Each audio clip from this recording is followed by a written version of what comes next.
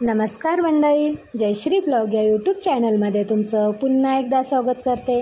तर तुमच्यासाठी पुन्हा एक नवीन अशी रेसिपी घेऊन आलेली आहे। तर आज आपण दूध भोपळ्याची मस्त रस्सा भाजी बनवणार आहे। तर खूप सोपी पद्धत आहे, तर मग चला बनवूया। तर इकडे मी दुधी भोपळा घेतला आहे, त्याच्यावरची जी साल असते तर ती काढून घ्यायची आणि अशा प्रकारे मी त्याचे मोठे मोठे पीसेस करून घेतलेले आहेत आणि पाण्यामध्ये ठेवून दिले जेणेकरून ते काळे पडू नये त्यासाठी। तर त्यासाठी आता आपण इकडे एक मसाला बनवणार आहे। तर मी इकडे सुक्का खोबरं घेतलं आहे, लसूण घेतलं आहे आणि हिरव्या मिरच्या घेतल्या। आपण हे हिरव्या मिरच्यामध्ये करणार आहे। हिरव्या मिरच्यामध्ये खूप छान अशी टेस्ट लागते। तर त्यासाठी त्याला इकडे एका मिक्सरच्या भांड्यामध्ये घालून घेतलं आणि त्याची बारीक अशी पेस्ट करून घेतली। तर इकडे सर्वप्रथम एक कढई गरम करायला ठेवली। कढई चांगली गरम झाली की त्यामध्ये तेल घालायचं। तेलही चांगलं गरम झालं की अर्धा चम्मच जिरे, अर्धा चम्मच मोहरी, तसेच कढीपत्त्याची 8-9 पाने घालून घ्यायचे। जिरे, मोहरी आणि कढीपत्ता चांगला तडतडून घ्यायचा।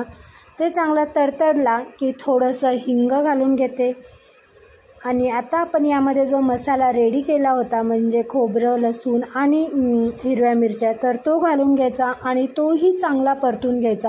मिरची आपण कच्ची वापरलेली आहे, तर त्यासाठी आपण मसाला चांगला परतून घ्यायचा।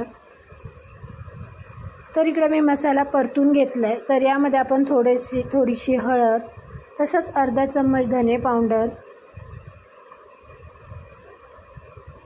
अर्धा चम्मच गरम मसाला, तोही परतून घेऊया। आपण यामध्ये लाल तिखट घालणार नाही, कारण आपण हे हिरव्या मिरचीचं करतोय, तर त्यामुळे लाल तिखट घातलं तर भाजीला कलर पूर्ण असा लालसर येऊन जाईल।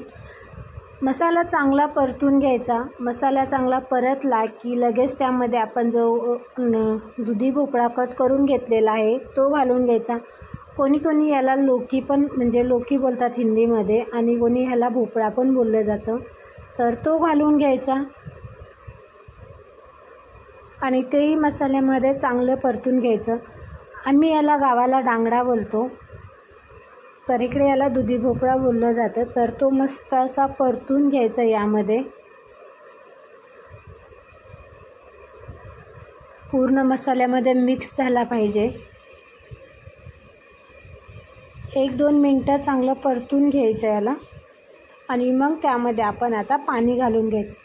जर तुम्हाला सुक्का बनवायचं असेल तर तुम्ही यामध्ये पाणी नाही घातलं तरी चालेल। एक ताट ठेवून द्या आणि चांगलं वाफेवर शिजवून घ्या, तरी पण चांगली भाजी होते। पण मला इकडे रस्सा पाहिजे, तर त्यासाठी मी इकडे पाणी घालून घेते। तर इकडे जे माझं मसाल्याचं पाणी होतं तर मी तेच यामध्ये घालून घेतलं आहे। अजून थोडंसं पाणी पाहिजे असेल, तुम्हाला जेवढं पाणी पाहिजे त्याच्यानुसार तुम्ही पाणी ॲड करू शकता। तर इकडे मी थोडंसं पाणी ॲड करून घेतलं आणि मस्त असं मिक्स करून घेते आता।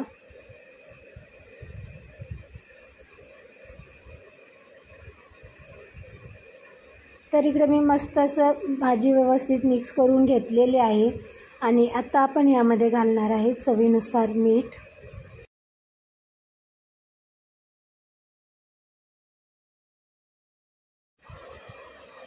मीठही आपण यामध्ये आता मिक्स करून घेऊया आणि आता आपण यावर एक ताट झाकून 5 मिनटं चांगलं वाफलून घेणार आहे। जो आपला डांगडा आहे तो चांगला शिजला पाहिजे।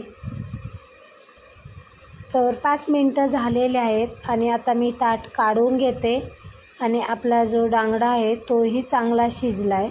तुम्ही याला दुधी भोपळा पण बोलू शकता, आम्ही जास्त डांगडा बोलतो त्यामुळे माझ्या तोंडात तो शब्द येतो आहे। आणि यामध्ये आता आपण घालणार आहे 2 चम्मच शेंगदाण्याचा कूट। शेंगदाण्याचा कूट ऑप्शनल आहे, नाही घातला तरी चालेल, खूप छान टेस्ट लागते तसे पण शेंगदाण्याच्या कूटामुळे थोडंसं दाटसरपणा येतो भाजीला, अशा ग्रेव्ही टाईप भाजी होते। आणि तेही यामध्ये व्यवस्थित मिक्स करून घेऊया आणि आपला डांगडा पण चांगला शिजला गेलेला आहे।